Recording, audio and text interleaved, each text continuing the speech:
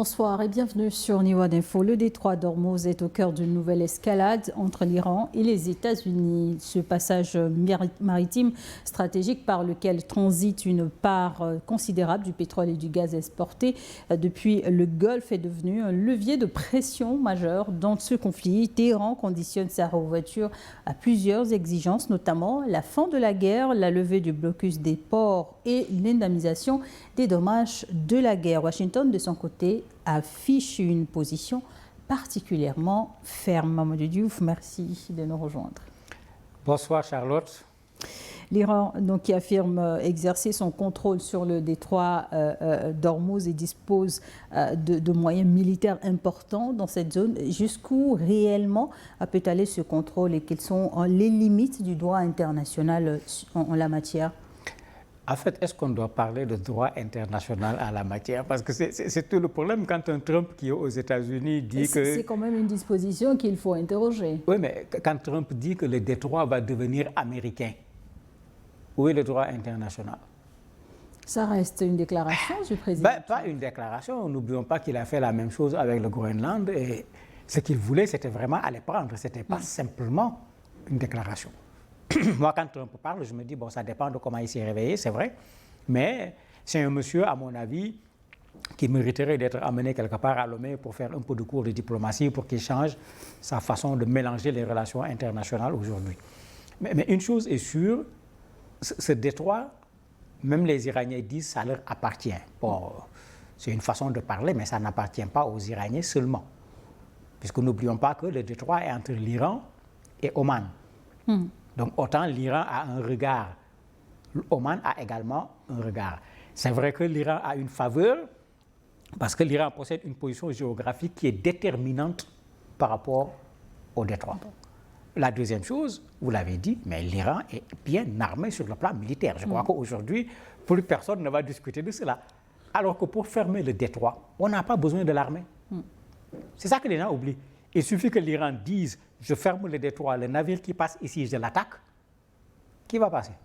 Parce que le navire, c'est des armateurs, c'est des assurances, c'est du pétrole, c'est du gaz liquéfié qui est dedans, c'est des marchandises qui sont dedans. Quand les gens font tous ces calculs, c'est ce qu'on vous montre à la télé. Vous voyez les navires en train d'attendre que les choses soient claires avant de passer. Mais quand on tire en plus, mais il est clair que personne ne va passer. Et c'est ça qui fait la force de l'Iran. En fait, l'Iran n'a pas besoin de faire nécessairement usage d'un point de vue militaire pour bloquer le détroit d'Ormuz. Il suffit de hausser le ton seulement pour que les gens se disent « mais attendez, un bateau, ça coûte combien? La cargaison, le personnel qui est dedans, parce que si on tire dessus, il va falloir payer des dommages. » Et ça fait monter le coût des assurances, parce qu'on dit maintenant, il devient extrêmement dangereux de passer par ici. Le coût du transport maritime dans la zone flambe. Parce que l'Iran a dit, je ferme ou attention. Et c'est ça qui fait que d'un point de vue stratégique, bon, l'Iran est dans une position très forte. D'autant plus que quand les Iraniens parlent et qu'on ne les écoute pas, ils tirent. Ils ont tiré sur des navires. Mais malgré cette position de force, les États-Unis espèrent toujours gagner cette guerre. Donald Trump qui attend justement après cette victoire à faire du détroit d'Ormuz un territoire américain. Mais qu'est-ce que Trump appelle gagner cette guerre? C'est toute la question qu'il faut se poser. Il va gagner cette guerre comment? Caché aux États-Unis, avec des soldats américains qui ne sont pas du tout prêts à descendre sur le sol iranien, et ils savent pourquoi? Ils gagneront cette guerre comment? Israël n'a pas gagné la guerre contre le Hamas. Même pas une armée. Un groupe de personnes. La preuve, c'est que jusqu'à présent, le problème n'est pas résolu. Les États-Unis vont gagner cette guerre comment? D'autant plus que dans cette guerre, ce n'est pas les États-Unis et l'Iran seulement. Vous parlez tout à l'heure de cette quantité de pétrole et de gaz qui passe par là-bas. Ça va où? Ça va en Europe. Ça va en Asie. Et dès que le prix du baril monte, mais les conséquences sont subies pas par les Américains seulement, parce que ça fait partie de ce qui emmerde Trump, mais ce n'est pas les Américains seulement. Même nous, en Afrique, on a vu les coûts du pétrole, de l'essence augmenter dans nos pays, alors qu'en réalité, nous sommes très loin de ce qui se passe. Mais c'est comme ça que le marché mondial est organisé. Ce n'est pas nous qui décidons du prix du baril du pétrole, et le prix du baril du pétrole regarde ce qui se passe au niveau du détroit d'Ormuz avant d'être fixé. Donc, cette façon de faire de Donald Trump, si vous allez voir, bientôt, il va encore baisser le ton. Parce que quand il hausse le ton, le baril monte. Quand ça monte, ça cogne sur son économie, ça fait bouger son opinion publique. Il va tenir un autre discours en disant « Oui, nous sommes d'accord avec les Iraniens, bientôt, on va signer des accords. » Essayez de compter combien de fois il a fait ce jeu de yo-yo. On va vous écraser, on va vous bombarder comme on ne vous a jamais bombardé. Nous avons presque trouvé une solution. Mais par moment, moi, je me demande, est-ce que les Américains ne doivent pas prendre leurs responsabilités et amener Trump quelque part où on va essayer de voir est-ce que, normalement, il est normal? Parce que j'ai l'impression que monsieur a besoin d'être aidé. Et Téhéran qualifie cette affirmation de Donald Trump de mensonge. Est-ce avant tout une guerre de communication entre deux puissances? Mais bien sûr, il y a la guerre de communication qui est là, qui est claire, qui est nette, puisque, comme je le disais, le discours suffit pour augmenter le cours du baril. On n'a pas besoin de tirer. Et l'Iran ne s'est pas contenté de dire c'est un mensonge. Le vice-ministre des Affaires étrangères a été très clair. Il dit que Hormuz a été iranien. Il est encore iranien et il restera iranien. Je crois qu'en termes de déclaration, c'est extrêmement clair.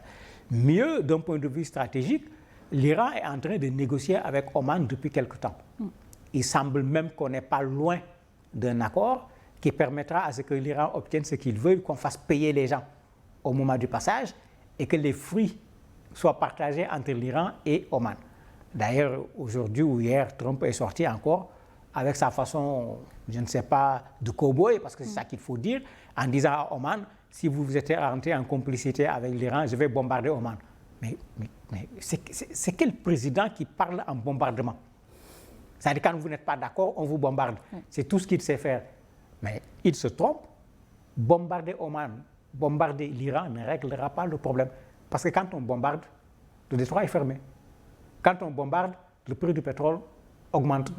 Et finalement, les Américains font partie de ceux qui subissent ces conséquences, d'autant que les pays du monde arabe, de façon générale, commencent à en avoir marre d'un Donald Trump qui a été incapable de les protéger, qui les a mis dans des problèmes.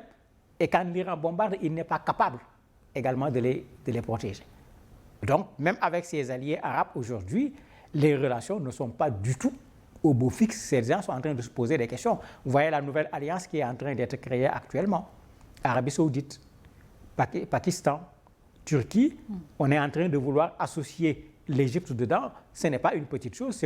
Les gens sont en train de se dire, attendez, il faut qu'on s'occupe nous-mêmes de notre propre défense au lieu d'aller confier ça à je ne sais pas qui, le moment venu, ne fait pas ce que l'on attend de lui alors qu'il a profité de milliards de dollars avec les pétrodollars. Et l'Iran qui a conditionné la rouverture du détroit d'Ormuz à la fin définitive de la guerre, à la levée des blocus, ces exigences sont-elles réalistes ou s'il s'agit d'une stratégie de négociation? Mais elles sont réalistes. Et si vous vous rappelez les accords signés avec la médiation du Pakistan, mais c'est ça qu'il y a dedans. À l'époque, tous les spécialistes disaient que l'Iran a gagné la guerre parce que la façon dont on parlait de ces dédommagements, c'était déjà dedans. L'Iran disait que c'est lui qui gère le détroit d'Ormuz. C'était clair au niveau des accords. L'Iran considère qu'il a été agressé. Ce n'est pas une guerre entre l'Iran et les États-Unis, c'est une agression des États-Unis contre l'Iran, raison pour laquelle il leur demande de payer ce qu'ils ont fait. L'Iran avait demandé et obtenu même à un certain moment la levée du blocus sur un certain nombre de ses avoirs, etc. Mais si vous regardez ce que l'Iran dit, mais c'est ce que l'Iran a tout le temps dit depuis le début de ces négociations. Il y a une véritable constance dedans. C'est Trump qui fait ses va-et-vient. Quand c'est chaud, il accepte. Bon, quand on lui dit peut-être, attendez, si on bombarde 2 fois, les gens vont changer d'avis, ils bombardent, ça ne change pas, ils s'arrêtent. Finalement, ça devient une guerre qu'on ne comprend même plus. Tantôt on bombarde, on est en guerre, tantôt on dit qu'on est en négociation, mais il n'est pas évident, comme Trump le croit aussi facilement, que les États-Unis vont gagner cette guerre. Mais si le détroit d'Ormuz reste bloqué ou fortement perturbé pendant une longue durée, quelles peuvent être alors les conséquences? Elles seront terribles pour tout le monde.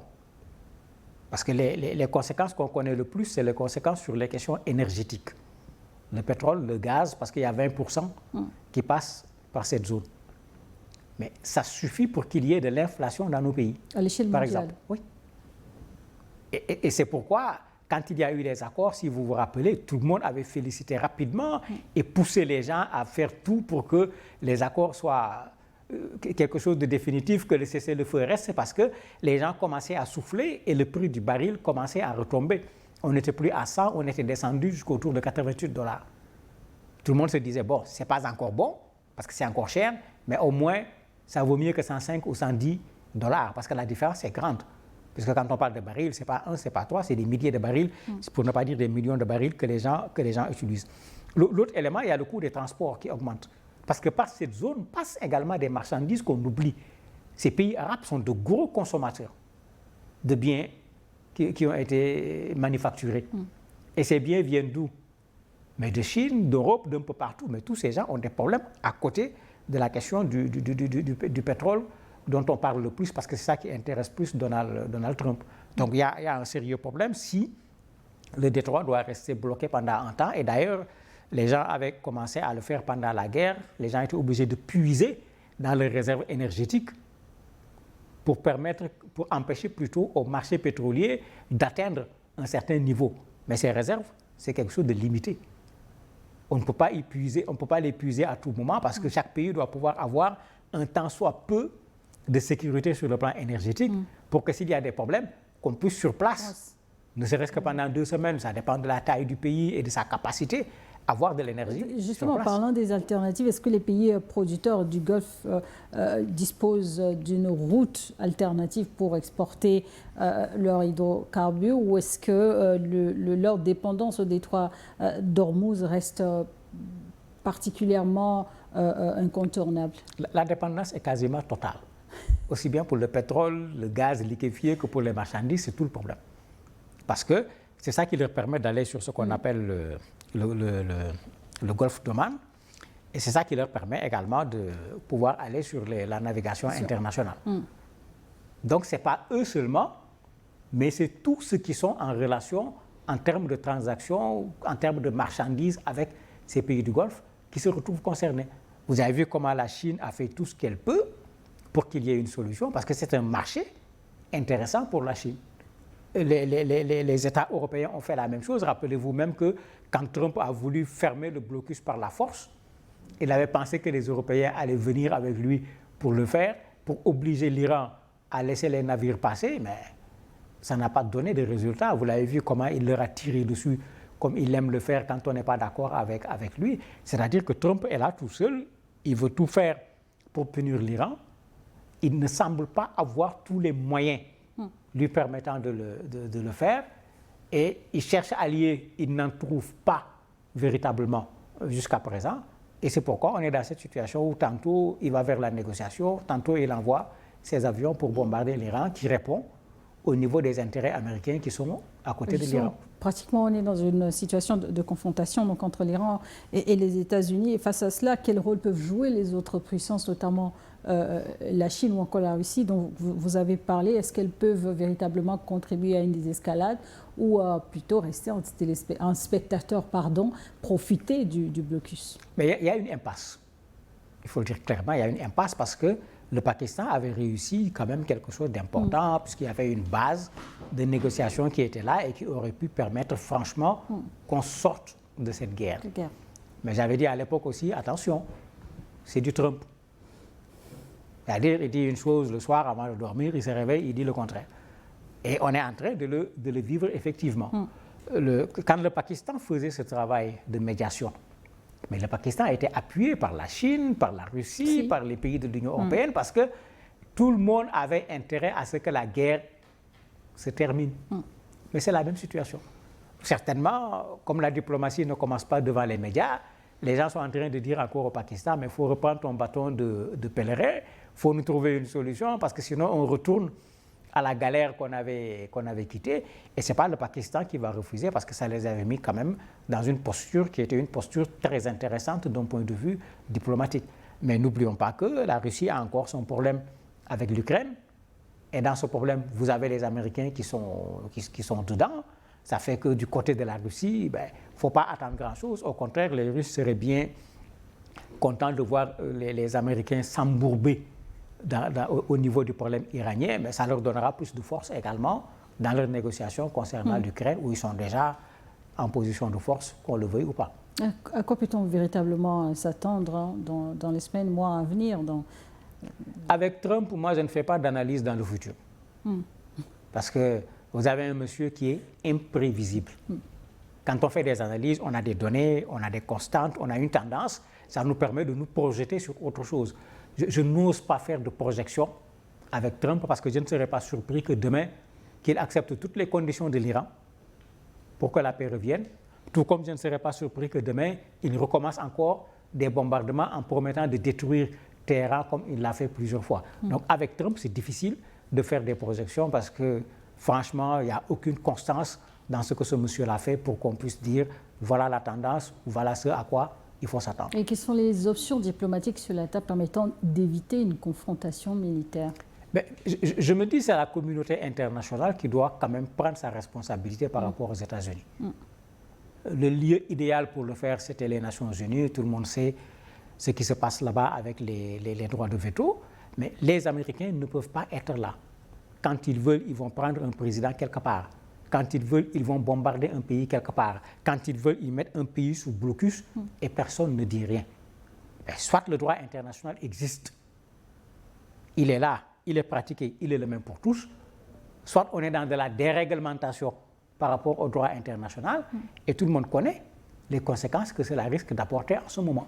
Mais je me dis que la logique voudrait qu'on milite pour le droit international, qu'on se rappelle ce qu'on a vécu avec la Première et la Seconde Guerre mondiale qui a mené à la création des Nations Unies, mais qu'on retourne à ces principes fondateurs pour avoir un monde où les gens peuvent vivre librement en toute quiétude et que nous, pays sous-développés, qu'on s'occupe de notre développement au lieu de subir les conséquences des difficultés entre d'autres pays qui sont souvent assez loin de nos réalités. Merci Mamadou Diouf, merci d'avoir accepté de répondre à nos questions. Merci à vous également de nous avoir suivis dans ce nouveau numéro de décryptage sur Niwa Info.